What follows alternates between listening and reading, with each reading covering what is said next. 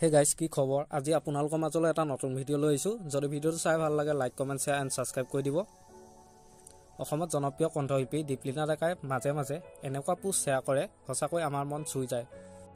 তেনেকুৱা এটা পোষ্টৰ কথাই আজি আপোনালোকৰ আগত শ্বেয়াৰ কৰিব লৈছোঁ।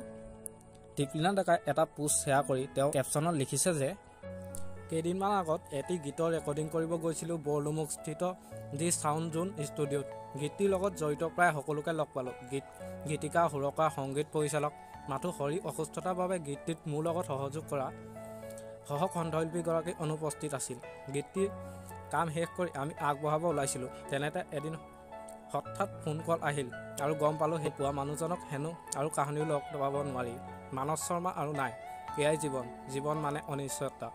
তো আপোনালোকলৈ বুলি আগবঢ়ালোঁ, শুনিব, তেওঁ আত্মাই বৰ শান্তি পাব। তুমি চালে গীতটো অলৰেডি ৰিলিজ হৈছে, আপোনালোকে চাব আৰু যিমান পাৰে শ্বেয়াৰ কৰিব। আমাৰ চেনেলৰ পৰা মানস শৰ্মা বিদেশী আত্মাৰ চিৰশান্তিৰ বাবে কামনা কৰিলোঁ। গীতটোৰ লিংকটো ডেছক্ৰিপশ্যনত দিয়া আছে, এবাৰ চাব। আজিলৈ ইমানেই, বাই বাই।